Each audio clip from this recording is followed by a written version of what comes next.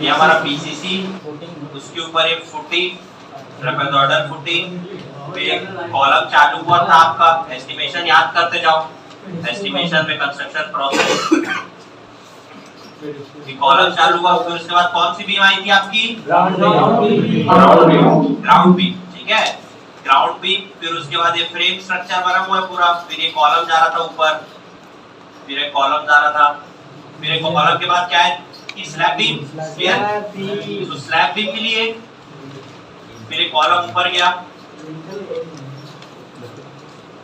फिर उसके बाद उसको रूफ बीम मिली, रूफ बीम थी छत पे, क्लियर, क्लियर है, यस सर, फिर उसके बाद ये ऊपर जाके पैरापेट में एंड हो गया, ठीक है, ममटी तक जो कॉलम जाएंगे वो ममटी तक जाकर एंड हो गए, स्टेयर टावर तक, ठीक है, तो यहाँ पर जाकर एंड हो गया।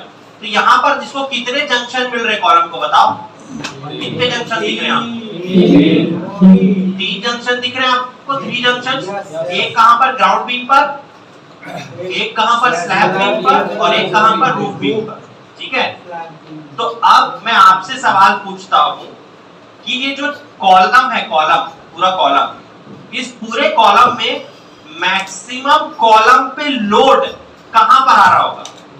सपोर्ट पे, जंक्शंस पे, एकदम कॉमन सेंस है, जंक्शन पे क्यों आ रहा होगा?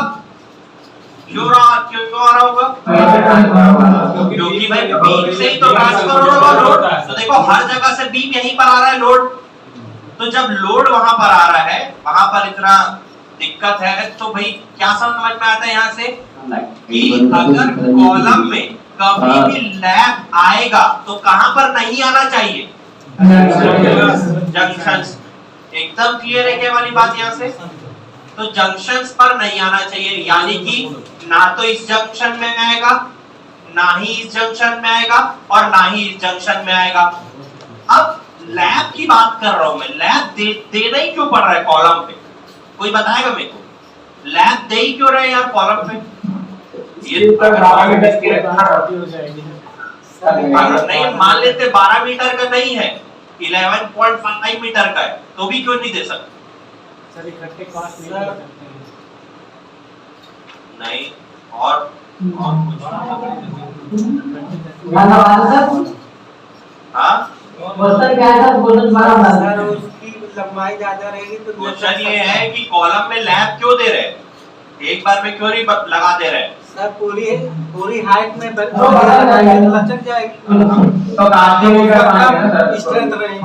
12 मीटर का लगा देंगे तो काटने नहीं कर पाएंगे, क्योंकि 12 मीटर इकोनॉमिक नहीं होता है, इसलिए इकोनॉमिक सर हाँ 12 मीटर ही सर लगा देंगे बिना सर तो बहुत लचक नहीं होता 12 जाएगी मीटर एक साथ। सर, पार्ट बाय पार्ट करेंगे तो मजबूती ज्यादा रहेगी,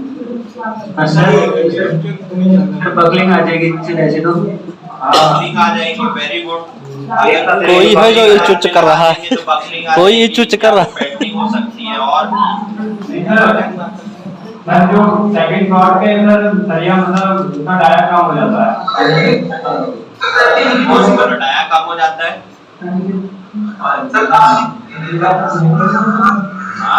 सर अगर लेंथ ज्यादा रहेगी तो स्वेयर स्टफ डालने में बहुत दिक्कत होगी, उसके लिए फिर एक्स्ट्रा कॉस्ट डालना पड़ेगा, क्योंकि उसमें स्कैफोल्डिंग और टिप बांधना पड़ता है। सर सर्विंग नहीं कर पाएंगे इकट्ठे, नहीं कर पाएंगे।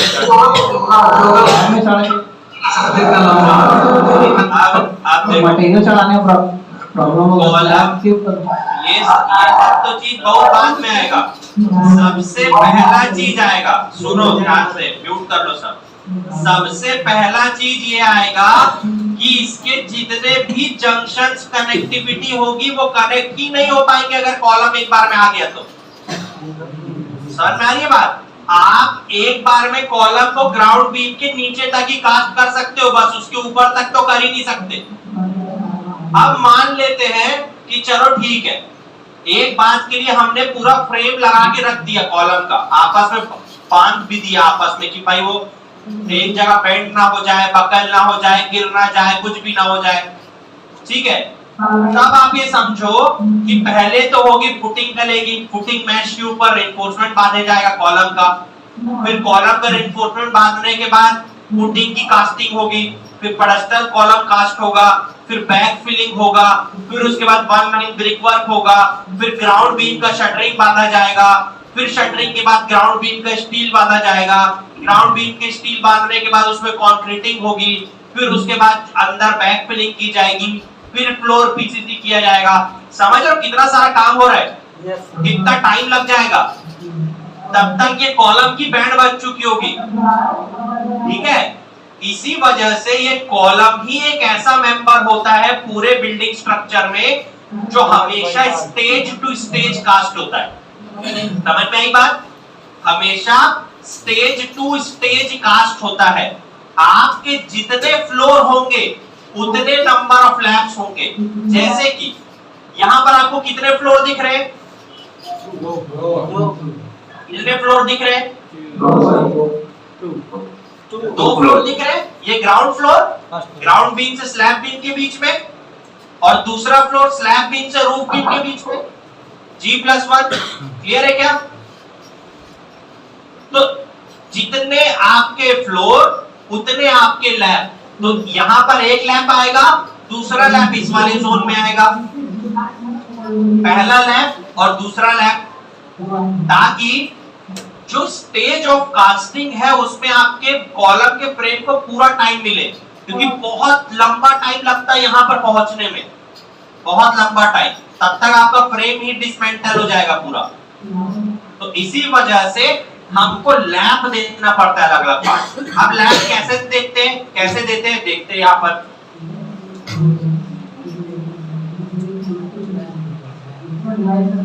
सबसे पहले यहां पर देखो, हमारे पास 2 जंक्शन है। कौन सा जंक्शन? हाँ सर, किसी का माइक ओपन है। किसका माइक ओपन है भाई? अभी ठीक है क्या? सर इधर। अच्छा ठीक है सर। अब यहाँ पर देखो, ये है स्लैब बीम और ये है ग्राउंड बीम। ठीक है, जैसा कि बीम का ड्राइंग पढ़ रहे थे ना, बीम के ड्राइंग पढ़ने में मैंने आपको समझाया था ना कि टॉप एक्स्ट्रा एक पर्टिकुलर डिस्टेंस पर आता है। वो डिस्टेंस कितना होता है? L/3 L/4। डिस्टेंस कितना होता है टॉप एक्स्ट्रा जहां तक आता है? L/3 से L/4। 3 to L/4। Same column में भी वैसे ही होता है कि जंक्शन पे जहां पर लोड आ रहा है ना, तो इस लोड का इफेक्ट कुछ एक पोजीशन तक पहुंचता है अपने जंक्शन से, यहां से ऊपर और यहां से नीचे, यहां से भी नीचे और यहां से भी ऊपर। तो ना इस लोड का कुछ इफेक्ट होता है, उस इफेक्ट को हम बोलते हैं कन्फाइंड जोन। क्या बोलते हैं? Confined zone. कन्फाइंड जोन मतलब कि जहां पर लैब नहीं दिया जा सकता। कौन सा जोन? Confined zone. ठीक है, अब एक कन्फाइंड जोन कैसे कैलकुलेट करते हैं, ध्यान से देखना। हमको यहाँ पर फ्लोर हाइट से मैटर नहीं होता, हमको कहां से मैटर होता है? Junction to junction. यानी कि इस ग्राउंड बीम के टॉप से, ये जंक्शन है यहाँ पर, इस ग्राउंड बीम के टॉप से, इस ग्राउंड बीम के टॉप से ये स्लैब बीम के बॉटम तक, ये स्लैब बीम का बॉटम तक, ग्राउंड बीम के टॉप से स्लैब बीम के बॉटम तक की लेंथ कहलाती है क्लियर लेंथ ऑफ कॉलम। क्या कहलाती है? Clear length of column. यानी कि बीच में कोई जंक्शन है क्या? नहीं है, तो ये क्या कहलाएगी? Clear length of column L। इसको हम बोलते हैं L, clear length of column L। ठीक है सबको? अब क्या होगा, इस L, जो L क्लियर लेंथ है, इस L/4, कितना लेंथ? L/4। ये आपने आपके कॉलेज में भी पढ़ा होगा, क्लियर लेंथ L/4। ठीक है, तो ये जो जोन ए दिख रहा है आपको, जोन ए यानी कि ग्राउंड बीम से, ग्राउंड बीम के टॉप से कुछ एक दूरी पर, इसको बोलते हैं जोन ए। ये है कन्फाइंड जोन, यहाँ पर आपकी रेनफोर्समेंट नहीं छूटनी चाहिए। ये कौन सा जोन है? Confined zone. इस ग्राउंड बीम के टॉप से यहाँ तक, और इसकी लेंथ कितनी होगी? यहाँ से यहाँ तक की, यहाँ से ग्राउंड बीम के टॉप से ये जो जोन ए की लेंथ कितनी होगी? ये L/4। यानी कि L होगा क्लियर लेंथ ऑफ कॉलम, जो अभी हमने देखा, क्लियर लेंथ बाय 4। फिर उसके बाद सेम अब एक और यहाँ पर जंक्शन है ऊपर स्लैब बीम, ये स्लैब बीम का जंक्शन है यहाँ से, तो स्लैब बीम के बॉटम से फिर L/4 छोड़कर ये कहलाएगा फिर से कन्फाइंड जोन, जोन ए।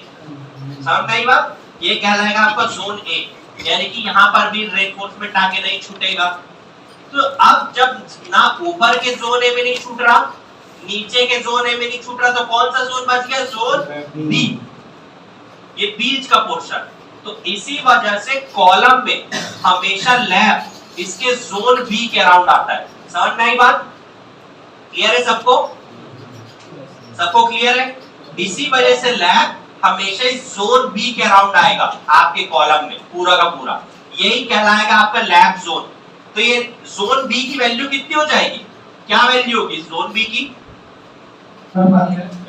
हाँ, L/2, वेरी गुड। L/4 ऊपर से गया, L/4 नीचे से गया, तो बीच का बचा L/2।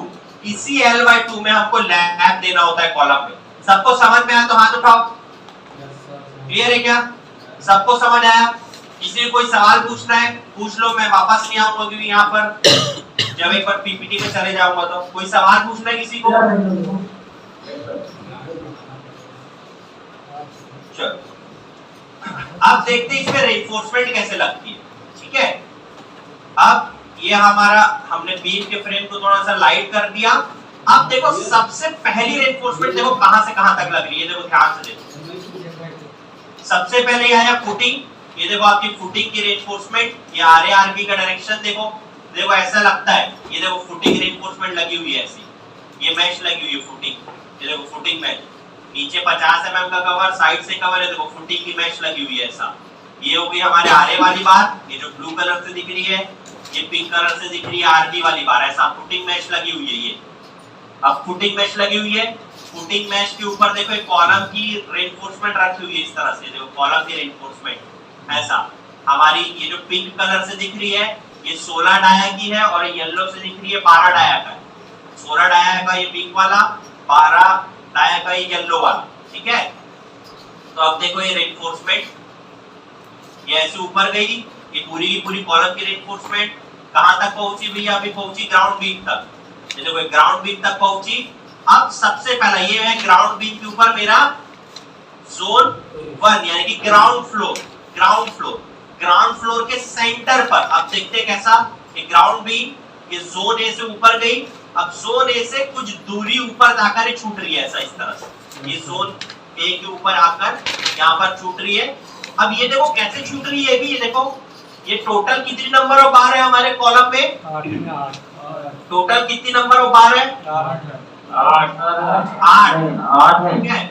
4 12 का और 4 16 का। हाँ, लेकिन ये देखो ये 8 की 8 एक जगह पर नहीं छूट रही, ये देखो अल्टरनेट जगह पर छूट रही है। दिख रहा है आपको? 4 एक जगह पर है तो 4 दूसरी जगह पर छूट रहा है। दिख रहा है सबको? अब आप मेरे को बताओ ये अलग अलग क्यों छोड़ रहे हैं? 4 यहाँ के छोड़ रहे, 4 उधर के छोड़ रहे। एक ही जगह लोड ना वेरी गुड, एक ही जगह लैब देने से क्या होगा? अगर बकलिंग और शियर के वजह से कॉलम फेल होता है तो सारे लैब एक ही जगह से टूट जाएंगे।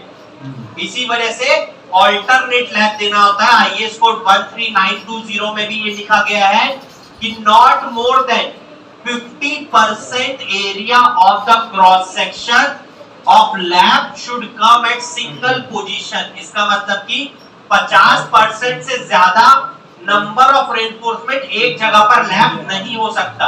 अगर 6 रेनफोर्समेंट है तो 3 एक जगह होगा, 3 दूसरे जगह होगा। 8 है तो 4 एक जगह होगा, 4 दूसरे जगह होगा। 10 है तो 5 एक जगह होगा, 5 दूसरे जगह होगा। समझ में आई बात? अलग अलग होगा, एक जगह पर कहीं पर भी लैब नहीं छूटेगा। सबसे पहली चीज क्लियर है कि not more than 50% area of the cross section should come at single place.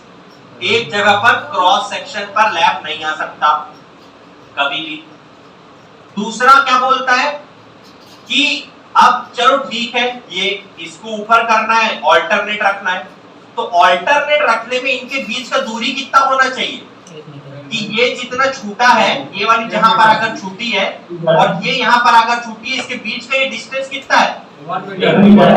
That is 1 metre हम स्टैंडर्ड लेकर चलते अगर हमको कुछ नहीं पता तो। अगर हमको कुछ नहीं पता, ड्राइंग पर भी नहीं गिवन है वैल्यूज, तो हम स्टैंडर्ड 1 मीटर लेकर के चलते हैं। और यदि ड्राइंग पर दिया गया है, ड्राइंग पर भी लिखा रहता है, यदि ड्राइंग पर दिया गया है तब हम वो लेंगे जो ड्राइंग पर लिखा गया हो। समझ में आई बात? क्लियर है सबको? तो ये जो डिस्टेंस है, ये आपस में दूरी, ये डिफरेंस होता है 1 मीटर। अभी हम लेकर के चलेंगे, जैसा हम प्रैक्टिकली सॉल्व करते हैं उसको 1 मीटर लेकर के चलेंगे। ये ऑल्टरनेट डिस्टेंस 1 मीटर का होगा। ठीक है, अब यहां तक सबको समझ में आया? स्टेज 1 क्लियर है सबको कि कहां तक आया? अब देखो अब क्या होगा इसमें, अब देखते हैं अब क्या होगा कि भैया यहां तक जैसी ये रेनफोर्स, हाँ इसमें ये जो फर्स्ट फ्लोर की बीम दी है, इसमें L/4 अपन नीचे परफॉर्मेंस एक वन साइड ही लेनी है क्या? क्या बोल रहे हो? ये अपन ये फर्स्ट फ्लोर की बीम अपन दी, ये बीम है ना, जिसमें जो कॉलम है, तो अपन इस पे L/4 केवल एक कर देंगे कौन सा से? नहीं, अभी तो यहाँ से नीचे से L/4 छूट रहा है बस। अभी देखते हैं ना, आगे चलो ना और समझ आएगा। ठीक है, तो अभी क्या होगा देखो, यहाँ तक हमने रेनफोर्समेंट लाया कॉलम का और छोड़ दिया। अब यहाँ पर फुटिंग कास्टिंग होगा, बैक फिलिंग होगा, वन लाइन ब्रिक वर्क होगा, ग्राउंड बीम का शटरिंग होगा, उसके बाद ग्राउंड बीम में कास्टिंग होगी, ग्राउंड बीम की शटरिंग हटाएंगे, फिर अंदर बैक फिलिंग करेंगे, फ्लोर पीसीसी करेंगे। बहुत सारा काम है, बहुत सारा काम बचा है ना। तो इसी वजह से कॉलम को स्टेज वाइज कास्ट किया जाता है। अब जैसे ही आपका इस ग्राउंड बीम के पार्ट तक पहुंच गए अपन, अपना सारा काम हो गया, अब इसके ऊपर जाना है, अब इसके ऊपर बढ़ेंगे। तो अब नेक्स्ट स्टेज क्या होगा, यहां से कौन से फ्लोर में जाएंगे? कौन से फ्लोर में जाएंगे? फर्स्ट फ्लोर तक, ग्राउंड फ्लोर से फर्स्ट फ्लोर तक जाएंगे। तो आप देखते हैं वो कैसे जाते हैं। ये हमारा फर्स्ट स्टेप। सेकंड स्टेप ये देखो, अब यहां से ये लैप होगा, यहां तक ग्राउंड बीम तक हम पहुंच गए थे। अब देखो अब यहां पर लैप होगा, ये दोनों जोन पर, यहां पर लैप हुआ, यहां पर लैप हुआ। अब ये स्लैब भी, ये देखो जोन है, यहां से छोड़ के यहां पर लैप आया, फिर ये यहां पर लैप आया, 4 रेनफोर्समेंट आए, फिर से ऊपर गया। अब फिर से ये स्लैब बीम के ऊपर जाने के बाद जोन है के बाद फिर से छूट गया अलग अलग। ये देखो यहां पर फिर से अलग अलग छूट गया, 4 यहां पर, 4 यहां पर, फिर से अलग अलग छूट गया।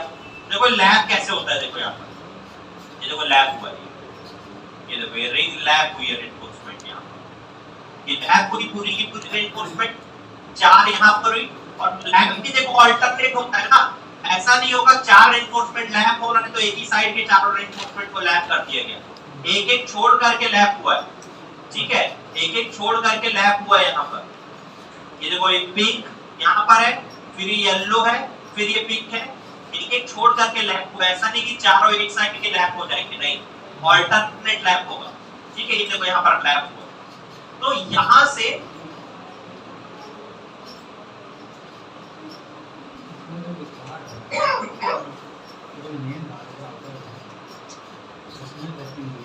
तो ये जो पॉइंट है, ये आपको रेनफोर्समेंट नीचे हुए आती हुई दिख रही है। तो यहां से लेकर यहां तक की जो लेंथ है, इस लेंथ को क्या कहते हैं?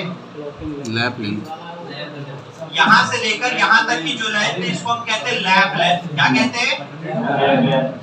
लैप लेंथ कहते हैं इसको, कि जो यहां से लेकर यहां तक नीचे जा रही है ना, ये वाली बार, ये देखो ये नीचे आकर जुड़ी ना यहां से, ये कहलाती है लैप लेंथ। और ये ऐसा जॉगल होकर फिर ऊपर चले जाएगी, ये कहलाती है लैप लेंथ, यहां से लेकर यहां तक। और इस लैप लेंथ की वैल्यू कितनी होती है? Standard 50D, 50 into diameter of bar. Same उसी आईएस कोड 13920 में लिखा गया है, लैप लेंथ की कोई अपनी वैल्यू नहीं होती, वहां पर एक सीधी सीधी लाइन लिखी होती है, lap length should not be less than development length। बस कि आपके प्रोजेक्ट में जो भी डेवलपमेंट लेंथ है, लैप लेंथ उससे कम नहीं होनी चाहिए। ये क्लियर लाइन लिखी हुई है आईएस कोड 13920 में कि lap length should not be less than development length। तो डेवलपमेंट लेंथ हम 50D लेते हैं, that's why lap length is also 50D, 50 into diameter of bar। ये है हमारी लैप लेंथ, यहां से लेकर यहां तक, ये कहलाती है लैप लेंथ। ऐसा समझ में आई सबको बात? सबको क्लियर हुआ? अल्टरनेट लैब ये बात ऑल्टरनेट लैब देखो कैसे दिया गया है। ये यहाँ पर आपको 4 रेनफोर्समेंट लैब होती हुई दिख रही है, ये चारों पीक वाली दिख रही है आपको। देखो चारों पीक, एक पीक ये, एक पीक ये, एक पीक ये और एक उस साइड वाली, क्लियर है? अब जस्ट इसके थोड़ा सा ऊपर पहुंचते हैं तो ये देखो अब यहाँ पर येलो वाली लैब हुई है, दिख रही है? ये देखो दिख रहा है आपको? ये देखो यहाँ पर ये लैब हुआ है, ये सारे लैब हुए यहाँ पर, तो ये ऑल्टरनेट लैब हुआ। ये पिंक वाली यहाँ पर लैब हुई है, ये यहाँ पर जो आकर छूटी थी, ये देखो ये यहाँ तक आकर छूटी थी, क्लियर है क्या? पिंक वाली यहाँ पर आकर छूटी, येलो वाली यहाँ पर आकर छूटी थी, फिर उसके बाद देखो यहाँ पर ये लैब हो गई, ये ग्रीन वाली से लैब हुई और ये यहाँ पर रेड वाली से लैब हुई, क्लियर है क्या? समझ में आया आपको? सर ये जो लैब दे रहे हैं वो अपने अलग डायमीटर वाली पार्ट्स का क्यों दिया है? मतलब ये जो येलो वाली है वो अलग डायमीटर की है और जो पिंक वाली है वो अलग डायमीटर की है। हाँ। अब जो लैब में हमने यूज करी अलग अलग डायमीटर की नहीं हो गई? क्यों अलग? ये 16 और ये 12। भाई ये जो ऊपर जा रही है वो भी 16 की जाएगी ना ऊपर। ये जो है ये येलो और पिंक वाले के डायमीटर अलग अलग है ना, 16 और 12। हाँ येलो और पिंक का अलग है। अरे कलर पे मत जाओ मेरे भाई, कलर डायमीटर नहीं दिखा। नहीं कॉलम में आपने बताया ना कि अलग अलग है। कहाँ यार वो उसके लिए हाँ भाई येलो वाली जो दिख रही है ना ये 4 है, ये 12 mm की है और ये जो पिंक वाली आउटर है 16 mm की है। और जो पिंक वाली पे लैब हुई है, पिंक वाली पर ये ग्रीन वाली जो लैब हुई है ये भी 16 की है, ये येलो नहीं है ये ग्रीन है। अच्छा ठीक है, और येलो पर यहाँ पर देखो रेड वाली लैब हुई है, ये भी 12 की है। 12 के ऊपर 12 की लैब होगी और 16 के ऊपर 16 की लैब होगी, ठीक है? Okay sir. तो ऐसा ये लैब होके ऊपर गया, फिर से ऐसा अब यहाँ तक पहुंच गया, ये यहाँ हो गया। हाँ सर जब कपलर यूज करते तब भी सर लैप लेंथ मतलब क्या कहते हैं 2 डिस्टेंस 1 मीटर कपलर में लैप लेंथ लगता ही नहीं है, कपलर में सीधा चूड़ी बनता है और कपलर लगा देते हैं एक दूसरे। सर मतलब जैसे 50% वाला सिस्टम उसमें भी रखेंगे 50% हाँ उसमें भी रहेगा कपलर। हम दोनों के बीच में डिस्टेंस 1 मीटर रहेगी 50-50 दोनों के बीच में distance 1 metre as per standard, और अगर ड्राइंग में दिया गया तो उतना रखना है, ठीक है? Okay sir. तो सेम हाँ ये लैब लेंथ से लैब जोन और ये जो जोन बटे हैं L/4 पे ये दोनों आएंगे। हाँ ये देखो ये जोन बी में, जोन बी के अंदर आपका लैब चालू होना चाहिए, ये सबसे इंपॉर्टेंट फैक्टर है। ये जोन बी में आपका लैब चालू होना चाहिए। देखो यहाँ पर भी लैब चालू हो रहा है जोन बी में, यहाँ पर भी लैब जोन बी में। आपका लैब में जो रेनफोर्समेंट है ना ये कभी भी जंक्शन में नहीं जाना चाहिए, बस ये ध्यान रखना है आप। लैब कभी भी ये जंक्शन के अंदर नहीं घुसना चाहिए। आपके जोन बी में चालू हो सकता है, थोड़ा बहुत जोन ए में आगे कोई दिक्कत नहीं है। जोन बी पर चालू हो सकता है, थोड़ा बहुत जोन ए में आगे कोई दिक्कत नहीं है। दिक्कत कहां पर होती है? यहाँ पर नहीं घुसना चाहिए, बीम के अंदर नहीं आना चाहिए, ये यहाँ जंक्शन में नहीं आना चाहिए आपका लैब, इसके ऊपर रहना चाहिए। और सबसे अच्छा है जोन ए के बाद लैब आए तो और उचित है, रेनफोर्समेंट छोड़ दो। क्लियर है? मतलब फर्स्ट फ्लोर पे हमें लैब कॉलम लगाना है जिसके बाद जोन ए पे ग्राउंड फ्लोर पे टॉप बी के नीचे लगाएंगे एकदम। बी से चालू के अभी सॉल्व करेंगे ना देखेंगे। तो अब देखो अब यहाँ पर ये फर्स्ट फ्लोर का आगे सेंटर पार्ट, अब इसके ऊपर देखो यहाँ फिर से लैब होगी। अब देखो अब ये यहाँ पर लैब होगा, ये ऐसे लैब हुआ, ये यहाँ पर लैब हुआ, फिर से रूफ बीम आकर अब ये पैरापेट पहुंच गए। तो अब यहाँ पर सब एक साथ कट गई, सारी की सारी एक साथ कट गई और यहाँ पर ये पैरापेट पे आकर छुप गई। तो ऐसे ये पूरी रेनफोर्समेंट लैब होते होते ऊपर जाएगी। हेलो हाँ सर जब हम लैब देख लेते हैं तो मतलब जो ये कट की करे तो उसका फेस किस तरफ रखेंगे, बाहर की तरफ, हमेशा अंदर की ओर, हमेशा अंदर की ओर या फिर किसी भी एक लेफ्ट या राइट साइड की ओर। राइट और लेफ्ट। हाँ राइट या लेफ्ट। अच्छा ऐसे तो सर कवर वगैरह पड़ जाएगा तो अगर बाहर रख नहीं सकते ना, बाहर तो रख ही नहीं सकते। अंदर रखने में भी कवर में फर्क नहीं पड़ेगा, बाहर रखने में कवर में फर्क पड़ेगा। हमेशा लेफ्ट राइट यूज करते हैं। कटिंग तो जोन ए के अंदर आ चुका है सर, रेड वाला। अरे भाई जोन ए के अंदर आ चुका है, कोई दिक्कत नहीं है। मैं वही रिपीट कर रहा हूँ, जंक्शन में नहीं आना चाहिए, बस ये याद रखो, ठीक है। यहाँ नहीं आना चाहिए। जोन ए के ऊपर आकर छूट रहा है चलेगा, समझ में आ रही बात?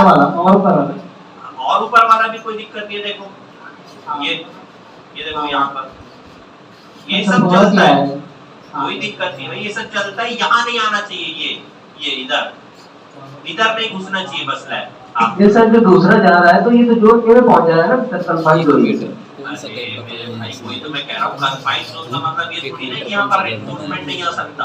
दोनों कटिंग के बीच की डिस्टेंस ठीक है, इसका मतलब ये है कि आपका मैक्सिमम लैब आपके जोन बी में रह रहा है, जोन ए में भी आ सकता है, लेकिन आना कहाँ नहीं चाहिए, यहाँ जरूर।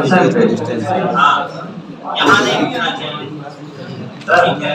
हाँ, तो 4 बार ऊपर जाने लैब के लिए तो 16 पे 16 के ऊपर जाएगी, 12 पे 12 के ऊपर जाएगी। नहीं सर,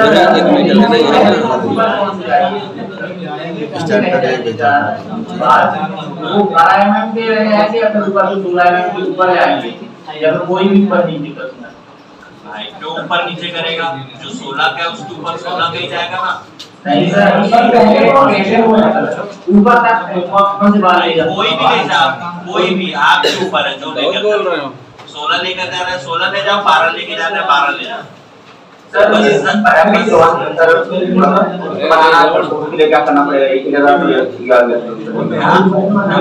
हैबिट के बाद जो कॉलम में पैरामीटर के बाद एक जगह उसके ऊपर बिल्डिंग क्या करना पड़ेगा? उसके लिए बिल्डिंग बनाने में तो आपको पहले से तैयारी रखना पड़ेगा, और अगर पहले से तैयारी नहीं है तो यहीं से इसको तोड़ के यहीं से चालू होगा, कोई उपाय नहीं है। सर जॉगर को कैसा बैंड करते हैं? जॉगर कितना बैंड करेंगे?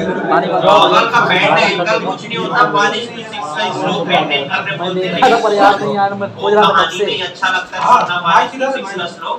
बस वो बार बेंडर अपने हिसाब से बढ़िया एक हुक बैंड करता है और सीधा कर देता है, ठीक है। बस ओके, बस सुनने में अच्छा लगता है। माउस अपने पास रखो, बाकी भी माउस अपने पास कर दो, जो आपको बोल रहा तो हूं यही वाला पार्ट है। और कोई सवाल इसमें से सॉल्व करना चालू करेंगे? हां, तो कई जगह होते मैंने देखा कि ग्राउंड पे जो बार का जो उठाया होता ज्यादा होता, लेकिन मान लीजिए टॉप पे उठाया कम होता है। मान लीजिए ग्राउंड पे उठाया 16 है और टॉप पे 12 हो जाता है, फिर उससे सब कैसे एग्जीक्यूट करेंगे? वही एग्जीक्यूट करने में कोई दिक्कत नहीं भाई। ड्राइंग में अगर दिया हुआ है कि मान लेते हैं आपकी ड्राइंग में दिया हुआ है कि भैया ग्राउंड बीच से लेकर के पूरा यहाँ तक आपका जो जा रहा है वो 16 का है, इसके ऊपर 12 का है, तो लैब के बाद 12 का लैब चालू हो जाएगा। उससे सर कोई दिक्कत नहीं आएगी? भाई ड्राइंग में दिया होगा तो उससे अपन का टेंशन करना कि दिक्कत आएगा नहीं आएगा। जब सारी पर चाहिए था नॉलेज होनी चाहिए ना, इतनी सी नॉलेज होनी चाहिए ना सर। क्या चीज का नॉलेज? कि अगर अपन अरे भाई बात कर लेने दो यार। डिफरेंट साइज का बार है, आप कैसे फाइनल कर रहे हो कि डिफरेंट साइज का डालना? How you can finally that? कैसे? मतलब आपने कुछ सवाल पूछा उनसे कि केवल देख क्या क्या? नहीं सर, वहाँ लेवल सबसे आप पूछते हैं। हाँ,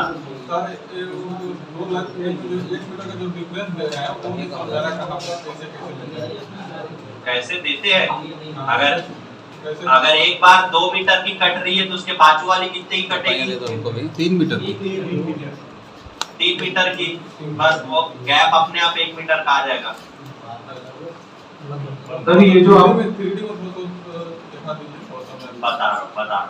तो साहब आपका जयपुर वाले साहब आपका जो जवाब है वो ये समझ लीजिए कि कोई दिक्कत नहीं होती अगर if it is mention in drawing. मैं शुरू से एक ही सवाल पूछ रहा हूँ, मैं नहीं डिसाइड कर रहा हूँ कि वहां पर बहुत सारा एनफोर्समेंट लग रहा है। नॉलेज के लिए ये बता दूं, बिल्कुल ऐसा हो सकता है कि आपके ग्राउंड फ्लोर में 16 mm का लग रहा है, फर्स्ट फ्लोर में 12 mm का जा रहा है, तो वहां पर एक ही चीज का ध्यान रखना होता है, वो ये ध्यान रखना होता है कि जब भी लैब हो रहा है तो लैब में हमेशा 50D में 50 इंटू डायमीटर ऑफ बार में जो भी छोटा डाया रहता है 16 और 12 में से जो भी छोटा कौन सा होगा 12, तो 50D में 12 का 50D में 50 इंटू 12 किया जाएगा, ठीक है। और नेक्स्ट कि इफ इट इज पॉसिबल, आप या मैं ये नहीं डिसाइड कर सकते कि 12 दे रहे हैं तो सेफ है कि नहीं है ना। It will be depending upon कि अगर 16 का लगा रहे हैं तो ये तो कंफर्म है कि G+2 बन रहा है। अगर 16 का डाल रहे हैं तो ये तो एकदम अंडरस्टूड है कि G+2 बन रहा है। तो G+2 बन रहा है तो 16 का 2 फ्लोर तक 1 फ्लोर 12 ले जाओ, कोई दिक्कत नहीं है ना। लेकिन अगर वो G+7 G+8 बन रहा है तो वो तो डिजाइन हो गई, वो तो बिना स्ट्रक्चरल के परमिशन के बना ही नहीं सकते बिल्डिंग। ठीक है, ये भी एकदम कंफर्म बात है। G+2 कोई भी बिना किसी स्ट्रक्चरल आर्किटेक्चर के बना सकता है, लेकिन G+3 G+4 से बिना किसी आर्किटेक्चरल स्ट्रक्चरल के परमिशन के नहीं है बिल्डिंग नहीं करना है। तो गवर्नमेंट के भी जो भी प्रोजेक्ट्स निकलते हैं वो भी अपने क्लाइंट से जो भी वो थर्ड पार्टी कंसल्टेंट स्ट्रक्चर या आर्किटेक्चर के लिए फाइनल करते हैं वो बना के भेजते हैं। तो बस डी में जो स्मॉलर आया होगा वो लेना रहता है, वो चीज आप और ये वो ईमेल लैब आ रहा है तो वो कहां से लैब जोन में नहीं आ रहा वो अभी गाड़ी चला दूंगा मैं। अभी तो बताया मैंने कि it can come into zone A, लेकिन maximum portion should be in the zone B. Junction में नहीं आना चाहिए। अच्छा ठीक है, जंक्शन में नहीं आना चाहिए, उसके ऊपर थोड़ा बहुत ऊपर नीचे चलता है, नहीं तो काम कैसे करवा पाओगे, लेबर भाग जाएंगे तुम्हारे।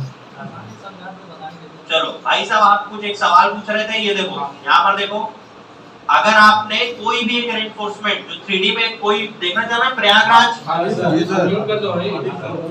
ये देखो यहाँ पर देखो एक पर्टिकुलर एक जोन में 4 रेनफोर्समेंट अगर छुट्टी मान लेते हैं यहाँ तक की कटिंग लेंथ 2 मीटर है, तो इसकी कटिंग लेंथ 3 मीटर होगी, तो अपने आप ही 1 मीटर ऊपर आकर छूटेगी। समझ में आई बात? जी सर। क्लियर है? ये वाला पार्ट है इसका। किसी को और कोई सवाल है? वहीं से लैपिंग स्टार्ट हो जाएगा। हाँ सर उसके ऊपर वहीं से लैपिंग देने लगेंगे। और कोई सवाल किसी का? आगे बढ़े। सर जो हाँ। लैपिंग जो 1 मीटर जो छूटा है तो वहीं से दूसरा लैपिंग चालू हो जाएगा। हाँ, यही से दूसरा लैपिंग चालू हो जाएगा। ये देखो, ये लैप यहाँ से होके ऊपर चालू हुआ, फिर ये एक लैप यहाँ से होके ऊपर चालू हो गया। ठीक है? ठीक है जो लैपिंग जो होती है सब लोग सरिया की, हाँ। जितना डिस्टेंस तक होता है वो लैपिंग जो अभी क्या बताया था? अभी क्या बताया था? और क्यों होता है 50 दिन? नहीं, कहाँ लिखा हुआ है ये स्कूल में? कब बोला मैंने 50 दिन? क्या बोला था मैंने? माना जाता है सर। क्या बोला था बताओ? भाई उसको बोलने तो सब लोग शांत रहो। हाँ यार, आप लोग हेल्प मत करो, मेरे को उसकी बात करते हो। बताओ क्या बोला था मैंने? बताओ क्या बोला था मैंने? कहाँ दिया रहता है लैब के बारे में? कहाँ जानकारी दी रहती है?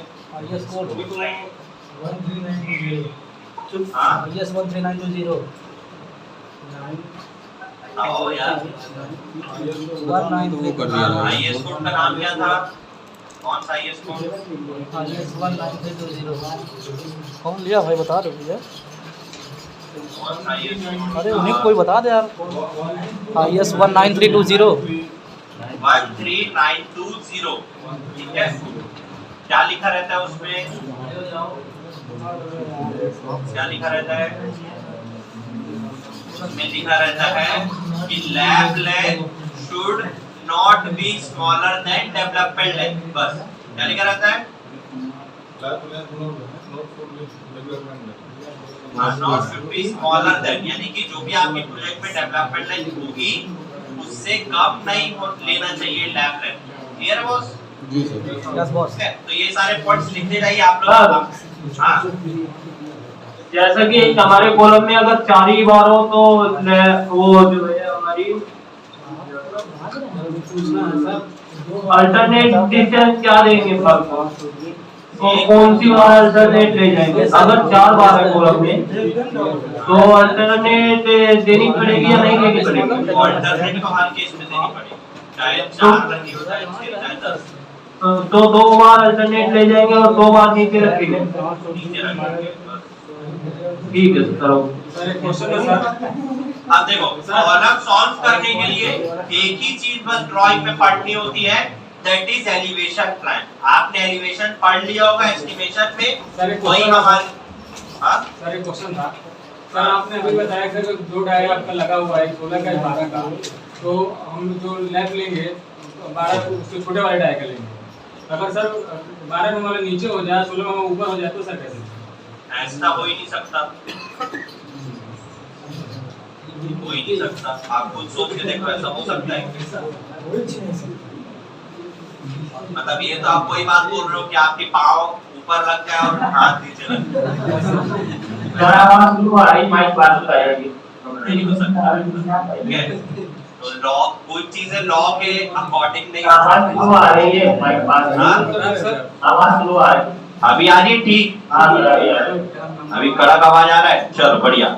अब देखो सबसे पहले जो आपको देखना रहता है,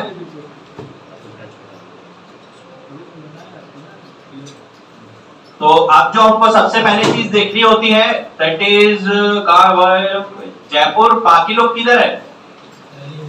जयपुर हाँ कहाँ?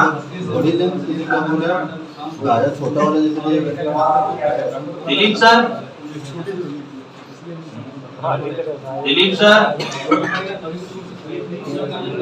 इधर भाई सभी ट्रेनर्स एवरीवन, मैं आप लोग से आपको देखना चाहूंगा ऑन स्क्रीन एवरी ट्रेनर।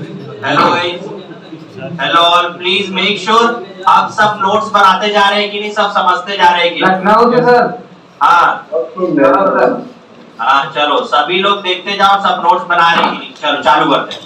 तो भाई सबसे इंपॉर्टेंट चीज होती है कॉलम सॉल्व करने के लिए बस ये एलिवेशन प्लान देखना, ये जो एलिवेशन है, सॉरी एलिवेशन को समझना, एलिवेशन ही देखना है बस, उसके अलावा कुछ और भी चीज हमको नहीं देखना रहता।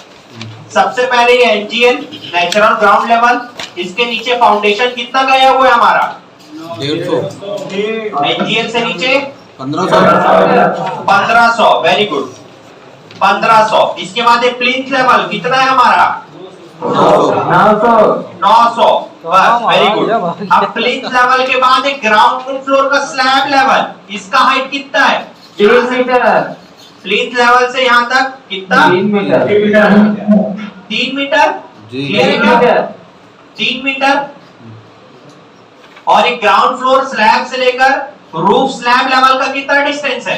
3 मीटर। ये भी 3 मीटर। और उसके बाद ये पैरापेट तक का कितना डिस्टेंस है? 1000। पैरापेट का 1 मीटर। 1 मीटर। बस ये तीन ही डिटेल्स चाहिए, हो गया हमारा काम खत्म। बस यही देखना है।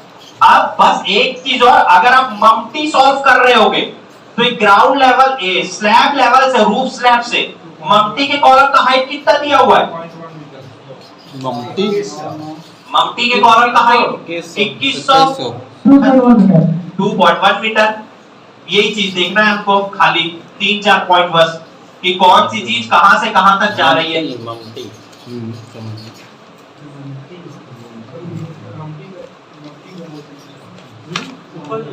अरे स्टेयर टावर भैया, स्टेयर टावर।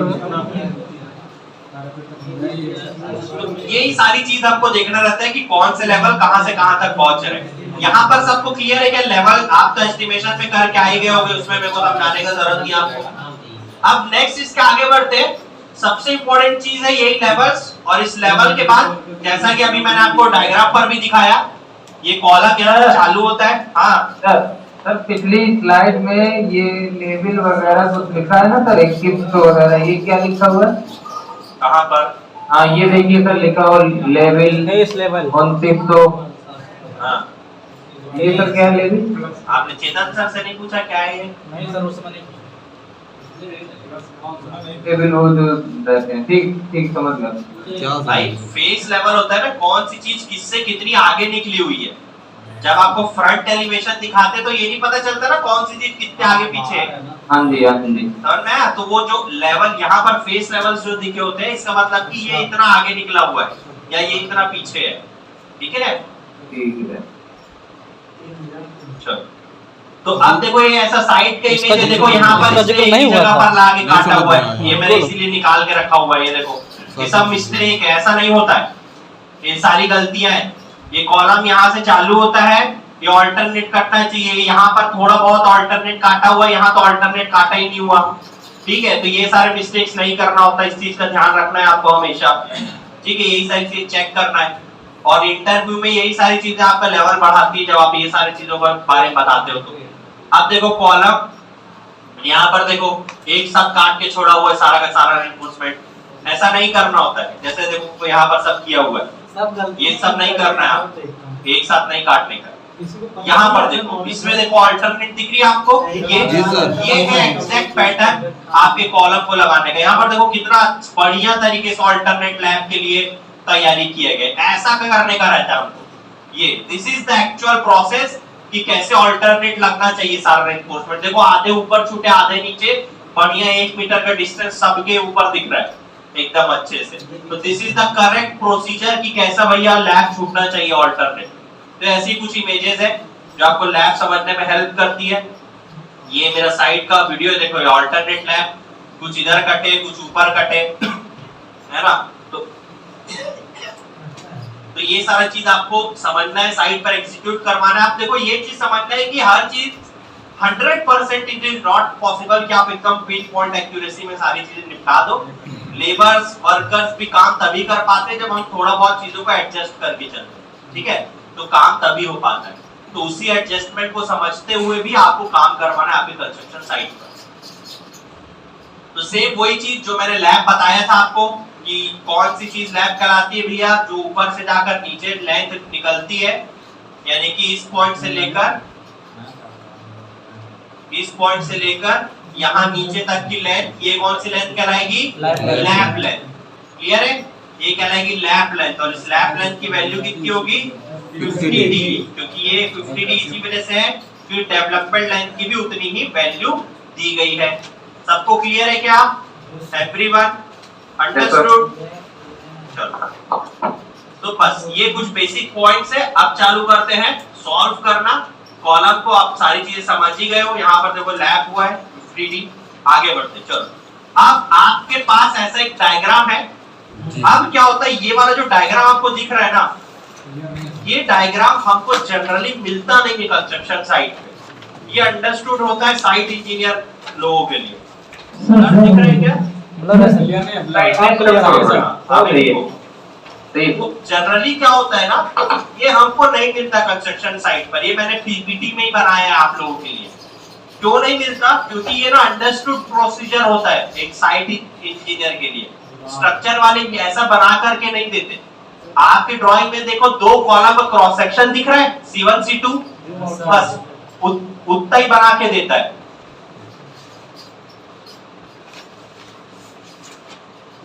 ठीक है, बस उतना ही बना करके देता है, उसके अलावा कुछ भी एक्स्ट्रा बना करके नहीं देता इस कॉलम के साथ। लेकिन मैंने पीपीटी में आपके लिए बनाया है, तो स्टेप वाइज आप करेंगे और सारी चीज सॉल्व करेंगे। ठीक है, सबसे पहले यहाँ पर नीचे सैंड फिलिंग और पीसीसी दिख रहा है सबको, सब भरते जाना साथ ही साथ। सभी ट्रेनर देखें, थोड़ा सा जूम आउट कर दीजिए। कहाँ बैठे हो आप, कौन से ब्रांच में, कहाँ पर बैठे हो? लखनऊ। कहाँ पर बैठे हो, हाथ उठाओ। सबसे आगे। हाँ, तो इसी वजह से नहीं करूंगा क्योंकि पीछे वाले को नहीं दिखेगा। ओके, ठीक है, चलो। सैंड फिलिंग और पीसीसी कितने का है? सैंड फिलिंग और पीसीसी बताओ, जल्दी जल्दी भरो। आप ही को सॉल्व करना, मेरा काम खत्म हो गया। कितने का? 100 तो 200 mm सैंड फिलिंग और पीसीसी लिख लो। जी सर। आपने मैनुअल में लिखते जाओ, वहां पर डायग्राम में जगह होगा लिखने का, हर तरफ जहां पर जगह है वो लिखने का हमको। कितने का होगा ये? 200।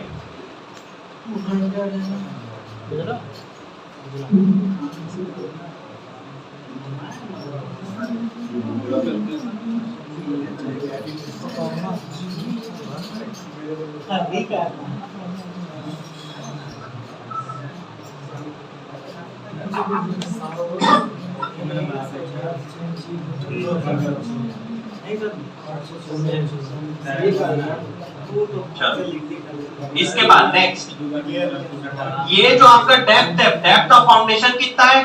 1500 mm। आप ही को सॉल्व करना है, मैं नहीं बताऊंगा, मैंने सब समझा दिया है। अब आप ही पे वो जवाब दोगे सारा। हो गया। अब ध्यान से लिखते जाओ समझ समझ के।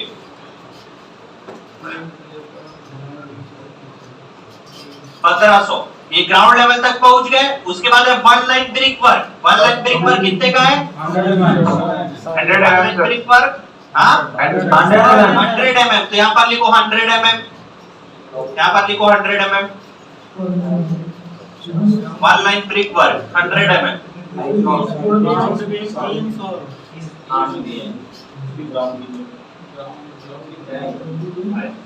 Ground beam 350। 300 यार, 300 था। 350 था। अब उसके बाद ये ग्राउंड बीम कितने की है? 300 होगा सर। 350। हाँ भाई, कौन सी किसकी ग्राउंड बीम 350 की है? ये भाई कौन से ब्रांच की थी? 350 की ground beam. 300 mm ground beam 300 mm का है। क्लियर है क्या? 300 mm का ग्राउंड बीम।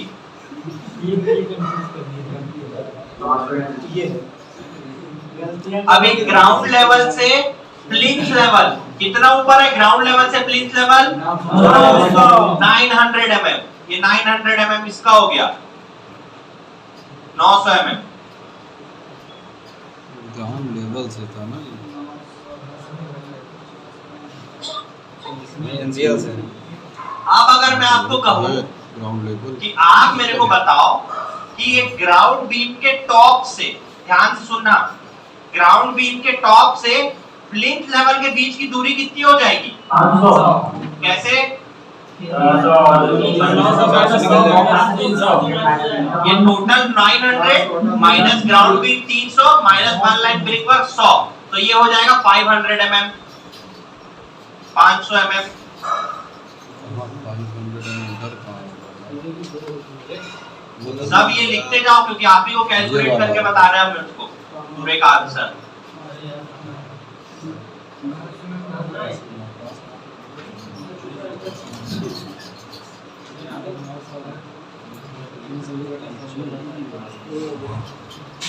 नेक्स्ट, अब इस प्लिंथ लेवल से, ये प्लिंथ लेवल का टॉप जहां पर ये आया, प्लिंथ लेवल से ग्राउंड फ्लोर का स्लैब बीम का टॉप लेवल कितना आएगा? ये टॉप प्लिंथ से लेकर ग्राउंड फ्लोर स्लैब बीम का टॉप कितने का आएगा? 3000 mm, यानी कि 3 मीटर। 3 मीटर।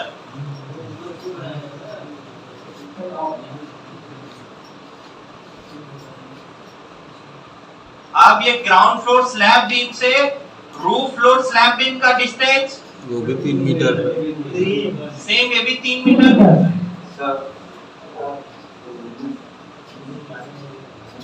वहां से ऊपर 3 मीटर हो गया। अब इसके बाद ये स्लैब बीम से, रूफ स्लैब बीम से ये पैरापेट का लेवल कितना है? 1000 mm। 1000 mm आ गया।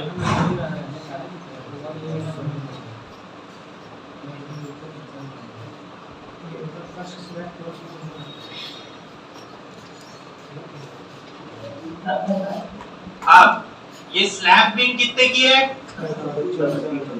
स्लैब बीम की डेप्थ 350। स्लैब बीम की डेप्थ बताओ ना। 350। 150। 150। भाई रॉकेट फेंकूंगा यहीं से लाइन आके गिरेगा। 350।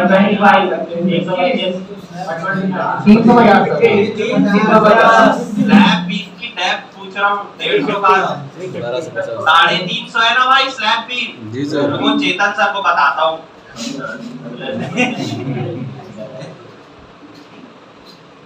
भाई स्लैब बीम का डेप्थ 350। अब ये रूफ बीम की डेप्थ कितनी है? ये भी 350। सेम।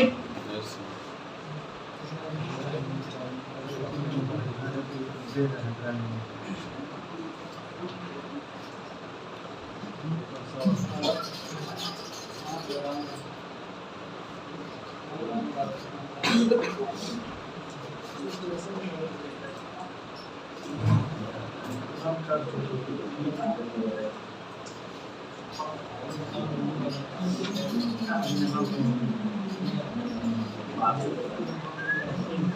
लिए सभी? यहां तक किसी कोई डाउट है क्या? एनीवन? क्लियर है सबको सारे डिस्टेंस? अब ये जो पैरापेट लेवल का टॉप जगह है, ये टॉप से रेनफोर्समेंट 100 mm नीचे छूटता है। ये टॉप से, टॉप पे नहीं जा सकता, नहीं तो एटमॉस्फेरिक एक्सपोजर में आ जाएगा। ठीक है, ये 100 mm छूटता है इसके टॉप से, क्योंकि यहाँ पर प्लास्टर भी करना पड़ता है ऊपर।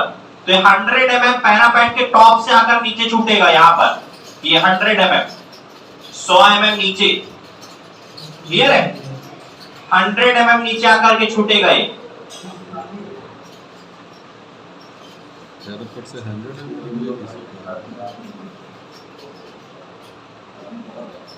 अच्छा, ठीक है,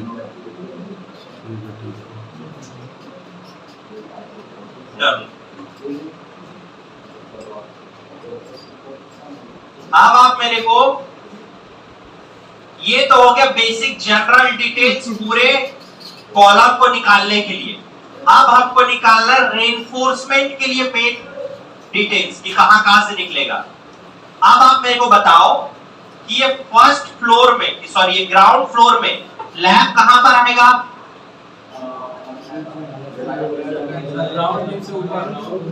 सबसे पहले क्या देखना पड़ता है लैब निकालने के लिए?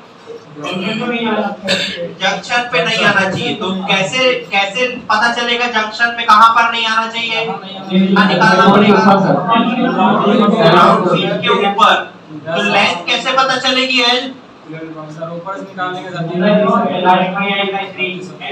L/3 के लिए L तो निकालना पड़ेगा ना पहले। तो L कहां से कहां तक आएगा? ग्राउंड के बॉटम तक। ग्राउंड बीच में कहां से?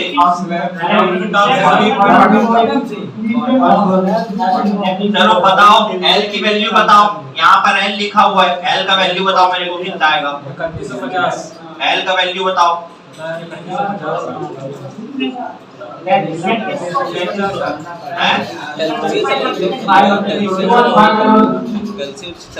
अरे भाई सोचो ना, क्या बोलो? सोचो पहले सोचो।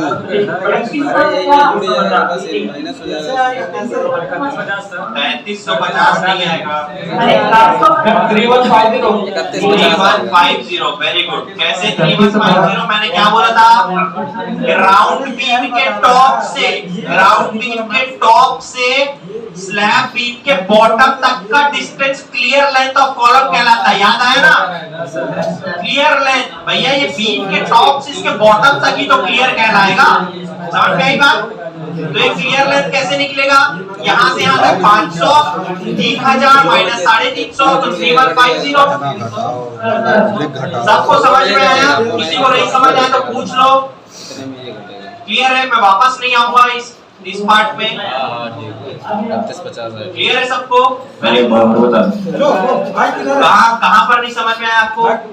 नहीं समझा। क्लियर लेंथ क्या होता है? ग्राउंड बीम के टॉप से स्लैब बीम के बॉटम तक। कैसे निकालेंगे? निकाल के बताओ मेरे को। चलो आप कैसे निकालेंगे? भिलाई वाले भाई साहब जो सवाल पूछ रहे हो अभी, बताओ कैसे निकालेंगे ग्राउंड बीम के टॉप से स्लैब बीम के बॉटम तक? आपके पास डिस्टेंस लिखा हुआ है बाजू में, कैसे निकालोगे बताओ? बताओ ना यार। 7.5 हो गए ये तो। ओ भाई साहब भिलाई वाले, हम लोग बता दें कैसे बताओगे? हेलो हाँ बताओ ना कैसे निकालेंगे?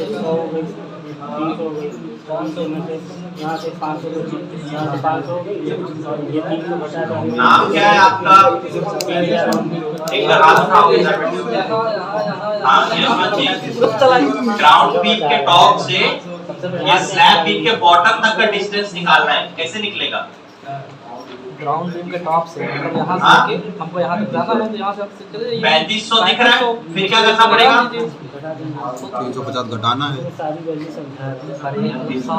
माइनस 350 बस वही आगे 3150। ठीक है? क्लियर है यशवंत? बढ़िया। ये प्रयागराज में अब रेड स्टेशन क्या ये तो हो गया यहाँ पर, यहाँ का एल निकल गया।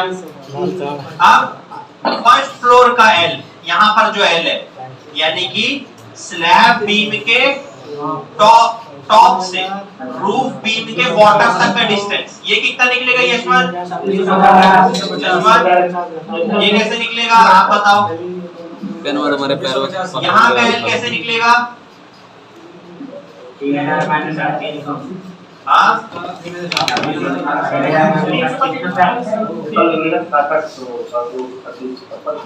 मत गिरा कर भाई।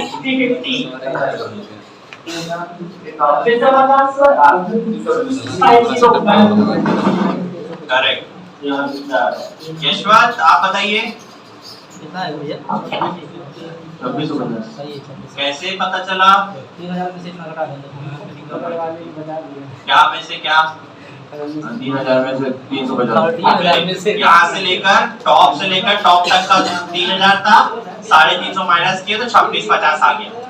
सबको क्लियर है क्या यहाँ तक? Everyone clear? वेरी गुड, बहुत बढ़िया।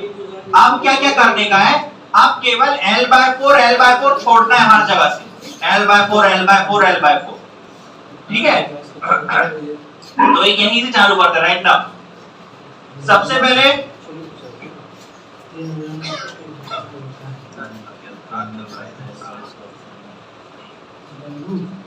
पहले देखते हैं यहाँ पर, ये देखो आपको A से लेकर B तक की एक लेंथ दिख रही है जो मैंने मॉडल में दिखाई थी, कॉलम फुटिंग के ऊपर रेस्ट करता है ऐसा, ये A से B।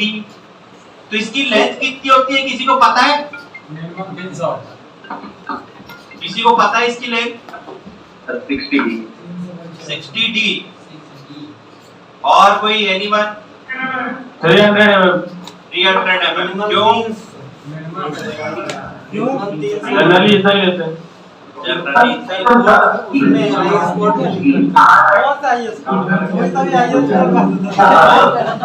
घुमाओ ना। जो कॉलम फुटिंग पर रेस्ट करता है, ये जो एल बनाता है अपना लेग रेस्ट करता है फुटिंग पर, इसकी वैल्यू मिनिमम 300 mm होनी चाहिए। मिनिमम लेंथ है 300 mm, इससे कम नहीं होना चाहिए। और यही लेंथ कंसीडर करके चलते हैं। और 300 mm, 300 mm, ये भी 300 mm, 300 mm ये लेग की लेंथ बनेगी। 300 mm is the leg value.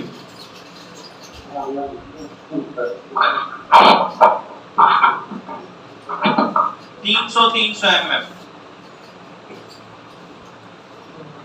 अब इसके बाद ग्राउंड बीम के टॉप से L/4 छोड़ना है, तो L/4 की वैल्यू कितनी आएगी? L/4 की वैल्यू 788। ठीक है, राउंड ऑफ वैल्यू लिखते हैं हमेशा इन सारी चीजों में। 788, तो यहां से भी 788, ऊपर से 788 नीचे छोड़ना और नीचे से 788 ऊपर छोड़ना है। तो बीच में कितना जगह बच जाएगा? बीच में कितना जगह बच जाएगा?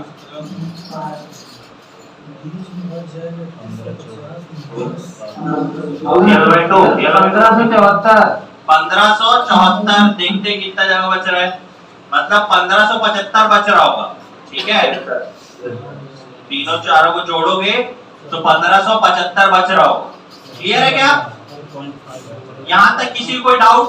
एनीवन कुछ पूछना चाहते हो? सर ये 75 ऊपर है,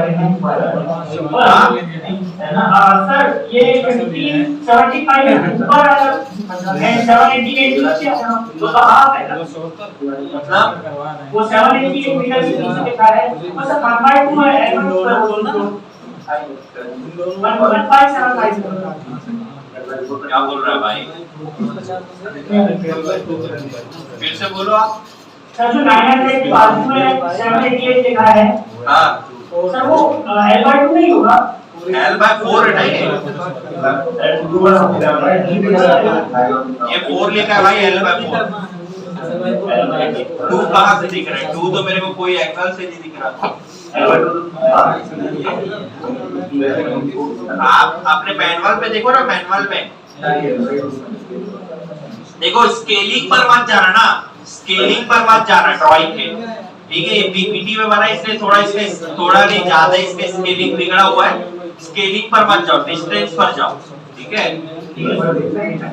ये क्लियर है क्या यहाँ तक? अब उसके बाद ये एक वैल्यू है, बस ऐसे ही लिख लो, आगे समझ में आ जाएगा कैसे निकलता है। ये वैल्यू लिख लो, इजी है। देखो वैसे ही समझा देता हूं एक बार फिर भी। अब 1575 तो हमारे पास बीच में जो L/2 का जोन है, यहाँ पर मैं क्या अल्टरनेट लेआउट देने के लिए डिस्टेंस है क्या मेरे पास? Yes sir. है कि नहीं है? Yes sir. है क्योंकि ये 1000 से ज्यादा है। Yes sir. मैं बी में अल्टरनेट लेआउट दे सकता हूँ जोन बी में बड़े आराम से। क्लियर है क्या सबको कि मेरे पास यहाँ पर वैल्यू 1000 से ज्यादा बची हुई है। तो सेम आगे देखते हैं। अब बताओ यहाँ का L/4, यहाँ का L/4, इसकी वैल्यू कितनी आएगी यहाँ पर?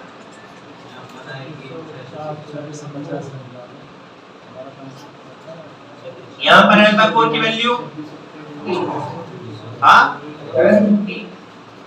663 763। कौन से कैलकुलेटर से मल्टीप्लाई करते हो?